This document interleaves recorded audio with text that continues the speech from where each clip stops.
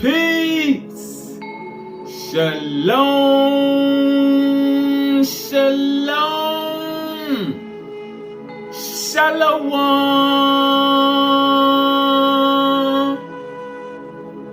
Assalamu alaikum.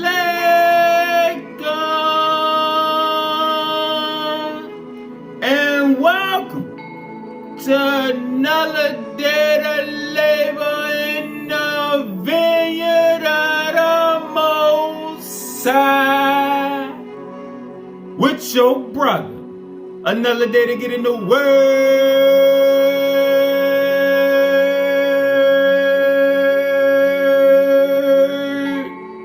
to see what the Most High gets to serve. And what we eating on today is knowledge of the Galactic Federation and the councils of light, the other beings that are also children of the source. All right, and now we're about to check out the rest of the cosmic family. All right, so that we can keep expanding our consciousness to understand creation more and more as the veil is being removed. Alright? So we're going to start in the keys. We're going to start in the keys. We're going to start key 206, page 228, verse 10. If we only listen to the language of finite science, which is obsequious, which means obedient to the lower heavens of the galactic snake, we will not be able to go on and reunite with other galaxies, but will remain locked in our immediate system, believing that it is the be-all and end-all of creation. And that's what the scientists and the religions push, that this is it. And we don't know if there's anything else, which is not true, because the ancient people been said that we not alone. All right, just like they've been said that the earth is a plane that all of the other revolving stars that are called planets, including the sun and the moon, go around. But let's keep going. Verse 19.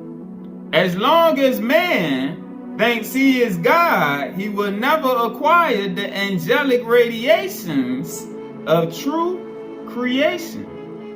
For this reason, man remains locked in space and crucified to his body of relativity. His scientific consciousness, which is the opposite of your spiritual consciousness, his worldly scientific consciousness tells him that he is the only life force in the tree of life, which is the galaxy, and that he is God, or the highest being. Hence, he does not have to humble himself to the higher intelligence, which is there to create in us more godliness, to take us to a higher plane. All right, now let's go to the 7th superscript and get some definitions. The 7th superscript, thou shalt be the witness of the truth that's been revealed and is continuing to be revealed, with more to come to be revealed. Let's start with the definition of the higher evolution. Advanced forms of higher intelligence that are working with the biological track of the human evolution, as well as non-human life forms of experimental intelligence in the various physical, consciousness, and spiritual universes. Let's get the definition of kingdom. There are many kingdoms within the greater kingdom, which provide for the highest reproducibility and stability of the divine plan as it moves into various manifestations. It provides places for the higher light in the throne realms, as well as spaces for species evolution. Next, life reality spaces. Other realities that are beyond our normal definition of experience, where other dimensions and frequency ranges exist, many of which do not have space nor time as we know it. Next, loci, a field or sphere of consciousness, force and substance subject to some principle of higher light modification, also defined as a realm or world. Next, multiverse, a multitude of universes linked consecutively or generated together. Enoch showed me that there are many multiverses in each sun universe. There are many multiverses in each sun universe. Also, within each multiverse are various dimensions. It's just like on the Doctor Strange movie. Some physical and others non-physical. Next, omniverse, a term that brings together all singular universes, multiverses, and metaverses, which form dimensional realities. Next, the seven mansion worlds, a model which originates in the super realms of the Father universe that are used to create realms in the Sun universe for evolving souls. All right. So those definitions right there give us a greater outlook of the different planes and spheres and universes that life is on. All right. And now we're going to go into some of the different life forms. All right. But we had to open our mind through the definitions to see the different spheres that life exists on in different dimensions. Now we're going to go into the 8th superscript. All right. Thou shalt be the wisdom. All right. You can't have the higher wisdom and reject the higher teachers and think that they're not beings that are higher than man that work with man. Verse 558, then we realize there is no separation between us and the Godhead once we can move into the thought forms associated with our higher selves. And that's what we seen in the lesson yesterday about the Logos. The greater orders of life have a collective mindset, a oneness. All right? The source is the source.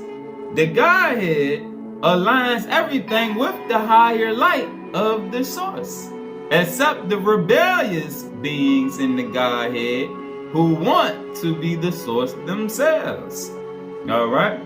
But the greater orders of life have a collective mindset, which we are currently lacking with our individualistic notions of life. Christ, as Yeshua, has opened the threshold gates in the heavens and the mind locks of our hearts. As the threshold gates open to the wisdom from the mid-heavens and ultimately to the orders of light, we begin to share in their thoughts. All right. That's the whole thing about the Christ anointing, like we seen yesterday, and about the Logos power, as well as the superscript with the lesson, the fabric of God's thoughts. All right. All of that is to get us in a higher state of consciousness so that we can connect with our higher nature and the higher evolutionary beings. 563. The divine spot has always been within us, and now we see how it extends to that which is beyond us. We have resolved, in essence, the living contradictions acquired in this dualistic world, as we are now in the awakened state of the I am that I am. Consciousness of greater self-realization. 569. Enoch and Metatron showed me that there are three major categories of life, of higher life. The extraterrestrials, the ETs, the extracelestials, the ECs, and the ultra-terrestrials, the UTs. The latter of which include the divine councils of light, who can help teach the basics of life so we can learn the wisdom of the cosmos. In preparation for evolutionary contact, part of this wisdom is to know how to evaluate all categories of higher life. To do this, we turn to 8 additional mystery of mysteries in relation to the heavens and the divine Godhead, as wisdom pours forth greater knowledge of the cosmic diversity regarding first the ETs, the extraterrestrials, who generally are evolving just as humans are, although they often function in other local dimensions, the 5D to the 7D. Pause. Let's go to the Owaspy and get the definition of angel. Alright? And remember, in the Bible, I believe it's Psalms chapter 91, when it said, I give my angels charge over thee, to keep thee in all thy ways. Alright? And the key part being all thy ways. Alright? Because if your ways are corrupt, the corrupt angels are going to be right there by your side, encouraging your corrupt behavior. Alright? So that they can accomplish their will through you. Alright? Angel usually refers to a good human spirit, but applies to any human spirit who resides in ES, which is the spirit realm. The angels who appear in every religion of the world are not a separate order in creation, but are actually our elder brothers and sisters, once mortals like us. The higher ones amongst them, having greater wisdom and experience, return to assist us, just as we endeavor to assist those less fortunate than ourselves. We are all angels in embryonic form, and there is no time better than the present to strive to emulate the angels and cultivate the attitudes that will elevate us to embrace the same exalted state of mind. All of us have already embarked on an immortal journey to the stars, whether we are aware of that fact or not. Alright. Back to the superscript. Wisdom with discernment helps us make a distinction between merely technologically advanced cultures and spiritually conscious advanced cultures from amongst the myriad of local cosmic species, many of whom have their own unique agendas. Silent observation at a distance, however, is recommended at the first encounter with them. Some species are here to help the human race, and some do not want to help at all. Others only are surveying planetary and asteroid systems. Some are similar to us in anatomical makeup, and some are very different. Some ETs are even forms of robotic hybridization that could destroy the human gene pool. although this is forbidden by divine law and protected by those who are also watching out for us. All right? And you'll start to notice as we're going through, this is where a lot of these movies come from. A lot of these movies and cartoons we didn't watch, and we thought that all this stuff was just entertainment and stuff that somebody made up. Nah, it was spirits that inspired people to make these shows and movies so that they could tell us the stories, right? In an entertaining way. But Star Wars, Star Trek, all them shows, all the sci-fi stuff that we love, all right? And we're gonna read about some beings that we didn't see in some of the cartoons we used to watch, all right? But all of it was based on truth, all right? Among the ETs are the robotics / cyborgs, various insectoids, reptilians, the Greys, and various subspace forms.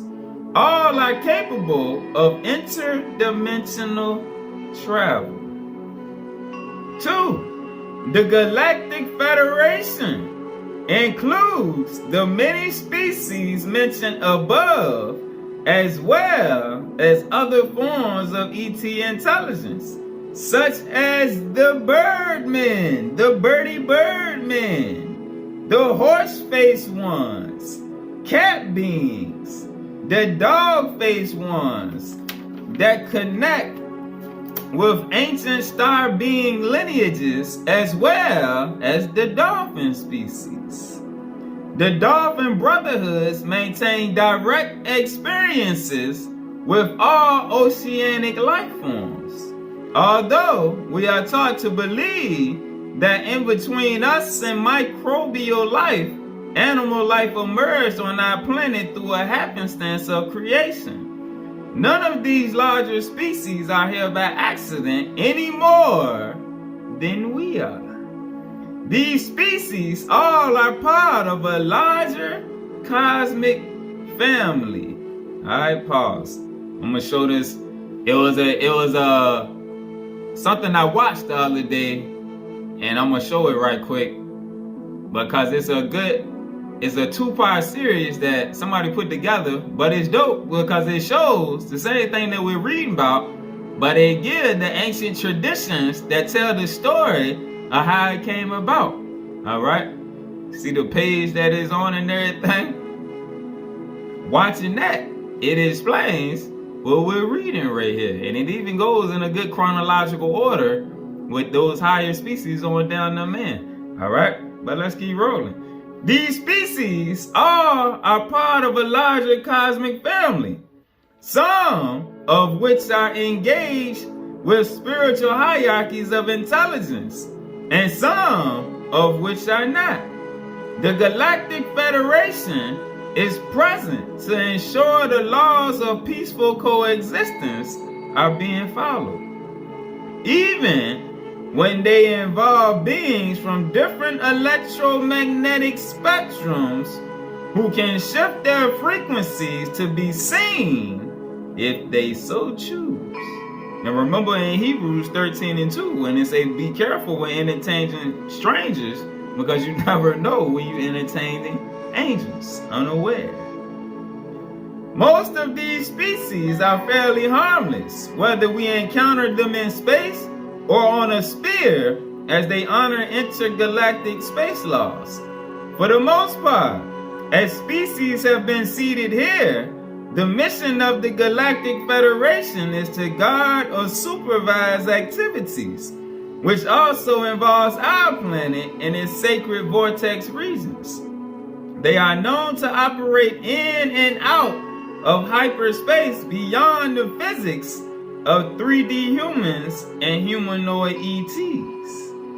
Thirdly, the Adamic species, which is us, exists throughout our sun universe and is generally made up of higher positive life forms, known to also have spiritual guides, as we are never really alone. And in the Owaspi, if you look up the definition of Ashars, it speaks on the spiritual guides. All right.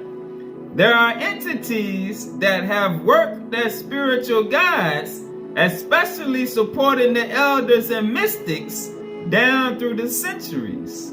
There are also several similar races within our species, like the tall whites, the blue-skinned ones, and those with elongated skulls, as seen in ancient Egypt and Peru.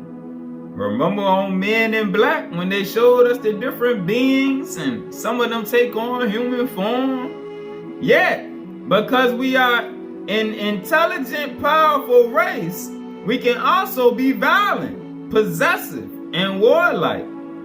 We were once a higher consciousness species from beyond the sun universe, but we're limited in wisdom and knowledge by the consciousness thought forms in this local life space. So unless a particular planet or sphere of occupation has achieved a state of enlightenment, we all have that inner strife within us. Fourth, on the next level of spiritual evolution exists the extra-celestial, the EC beings, who can appear in an energy embodiment similar to the human body. These extra-celestials, sometimes referred to as simply celestials, are not ETs, but are another level of intelligence that usually is familiar with us because of their previous biogenesis, meaning their previous incarnations on planet Earth, or because out of a greater love they desire to help guide earthbound souls. They can appear in many forms, but they usually choose a similar stature to us and can be considered avatars, ancient watchers, and ascended masters. Mainly those who have lived in material existence as spiritual beings and now work to bring awareness and liberation to various life systems. The ECs are now living as energetic lifelike forms and can also be called meta-terrestrials, who assist us towards a collective consciousness. For some, they are soul guides or teachers who help order the necessary teachings to awaken our collective consciousness. That is, they guide our consciousness levels to states of superior consciousness. All right, and this is why you heard some of the Gentiles always talking about their channelers. That's true.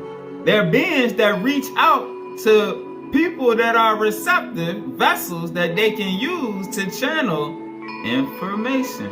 All right, one of our own sisters, Erin Lyons, she one of the dopest ones I done seen. All right, because she be channeling information, and this what we're reading about shows us how these beings reach out.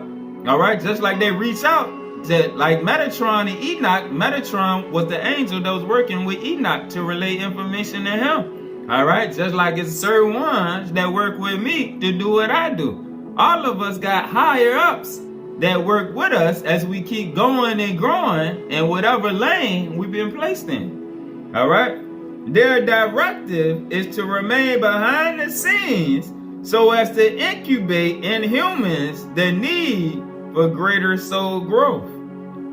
They are, in their own right, teachers and way showers, working with local galactic offices of administration.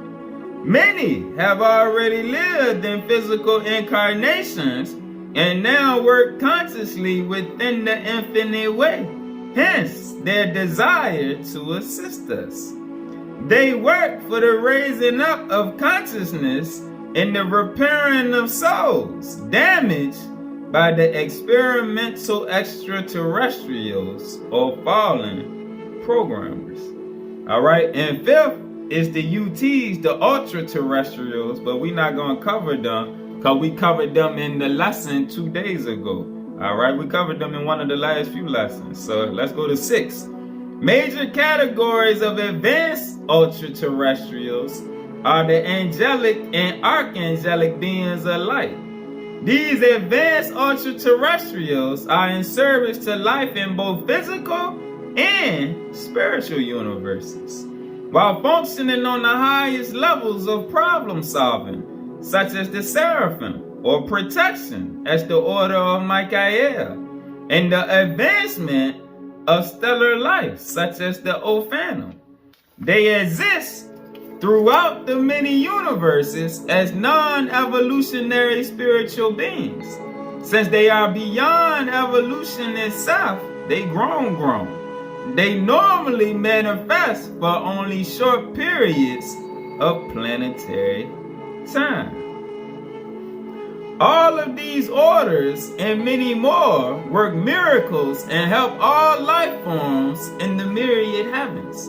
Most importantly, they direct us to worship the Most High, the Supreme Light, and not themselves. 7. Next are the councils of light in the holarchies and hierarchies in the divine realms or supercosmos, which exists to initiate and maintain the divine law and gospel, based on the divine operations of the office of the Christ and the office of the Holy Spirit. The councils of light are different from the galactic councils, as they are made up of spiritual entities using superluminal light rather than physical extraterrestrials or extracelestials, although they often work together. Their minds and thoughts are totally in unity with the divine, as one harmonious chorus of thought and wisdom. The councils of light, together with the holarchies, administer knowledge and spiritual intervention by means of beings like Melchizedek, who bring forth the divine thought forms to continue to update various realms of creation as needed. Many of those who are of these orders have not directly experienced life in the various sun universes, yet they have universal knowledge and wisdom far superior to us, with our preference for individualism, competition, and wars. 8. Penultimately, we are introduced to the ancients, who are behind the origin of consciousness in the Father universe, who include the Lords of Light, the Hayos HaKadosh, and beings such as Melchizedek, Metatron, and the Christ Messiahs. From their organization of worlds and the maintenance and regenesis of life throughout all universes, we know them as the office of Christ, working with all holarchies of the Eternal Father, the divine mind of the universe, attending to the detailed workings of the universe and to new life creations and subsequent soul evolutions. The order of Melchizedek, the order of teaching, behind the heart-centered brotherhoods and sisterhoods of light, is involved with local grassroots experiences from the height of the heavens to the local planetary worlds. All those from the higher thrones work together as an energy power center for the upraising of universal consciousness. The same thing that we read about the different Christs yesterday. All those from the higher thrones work together, just like Zion on the earth is supposed to do. Work together as an energy power center for the upraising of universal consciousness everywhere in the universe. They also work for the repair of those souls damaged by the experimental realms and fallen hierarchies, who think they are the gods over the physical and other ET races. 573. Although the Father universe is one of unity of thought and oneness, Their work is to assist aspects of creation. In this local universe, Christ Yeshua is the supreme Messiah or head of the office of the Christ for this work. Yet, as seen on the Mount of Transfiguration, like we seen in the lesson yesterday, he works also with the collective messianic powers, the collective Trinity, the collective Christ Trinity, like we seen yesterday, of Moses and Elijah, preparing us for our next steps of interplanetary work in ascension. All right. So right now, they plant new seeds, new thought forms through the atmosphere, through these superscripts and keys, these higher teachings, so that they can nurture them. All right.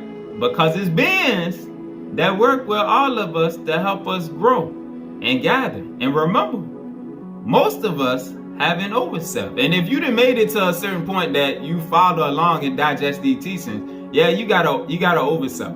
But everyone don't have an overself. So everybody not gonna grasp it. But they'll grow to have one in due time. All right? But this is just some of the beings that are amongst us and above us, and that we may eventually grow to see and encounter. And as the veil is being removed and our world is being upgraded, like it tells us in Revelation 21 and 22 about the new heavens and the new earth, we're gonna start to see some new things out here in the near to soon future. All right? Peace.